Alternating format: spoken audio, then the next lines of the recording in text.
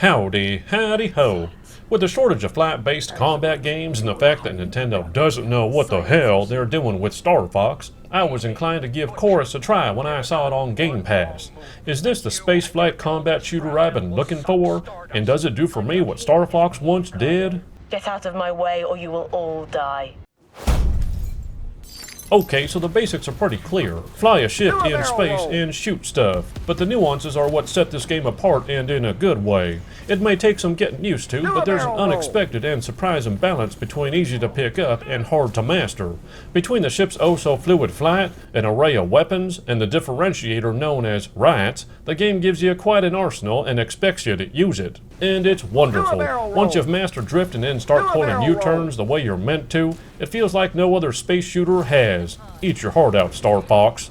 Granted, some people might find it too complex and there is some noise in relation to doing ship builds, but that's relatively minor in what is a rather peak space shooter. At least that's if you're into the space shooter part. When it comes to completing missions and side missions, things start to become a little less fleshed out, and though you practically require side missions to earn the necessary money for upgrades, you don't do much more than fly and shoot in each open map area. It's not that I'd expect for the ship to suddenly convert to a land tank. Okay, Star Fox, you win there. But with cinematic scenes and other references to being on foot, a little time outside of the ship would have been nice, even if it was just in the hangar as a hub area. So gameplay-wise, we've got top-notch mechanics inlaid within a mostly rigid mission and side quest structure.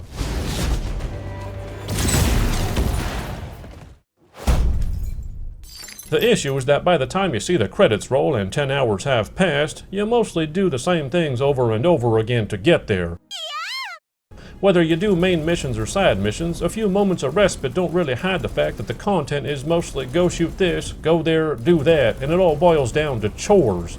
Granted, I recognize this isn't a full-priced game, and at $40 this is where it shows, so while there's ample content for the price tag, it lacks a healthy variety in its structure aside from, as aforementioned, a few varied moments.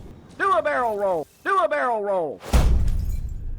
Call it force of habit, but I turned ray tracing on and could barely tell the benefit. If you don't have the GPU to run it, don't feel like you're missing out. In addition, my cinematics would stutter for reasons I don't know or could solve whether I had ray tracing on or off.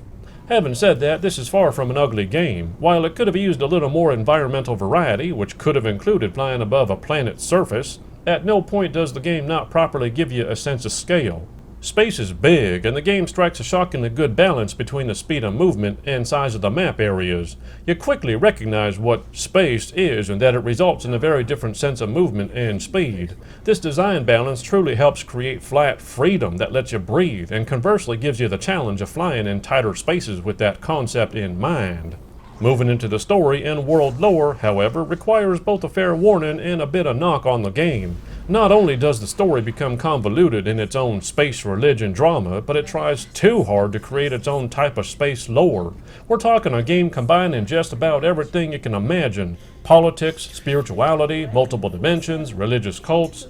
It's quite simply too much and delivered in a messy fashion that assumes you're going to be totally into it.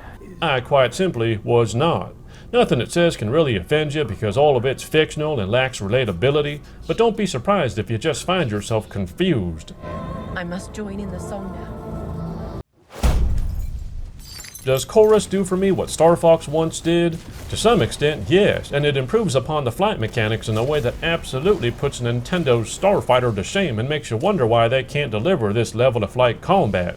Unfortunately, it ends up faltering in its far less interesting mission and side quest structures that lack variety in challenging you with said mechanics. It also justifies its price tag too heavily in quantity rather than in quality. Then there's the balancing act in presenting itself to you. The look and feel, the absolute sense of scale and freedom, it all shows me things Star Fox should be doing, but it muddles itself behind a convoluted fustercluck of world lore trying to dip its toe in literally everything sci-fi. Okay, Nintendo, give me Star Fox using flight mechanics like this, and you've got a winner on your hands. I give Chorus an 8 out of 10. See you next time on the Gaming 5.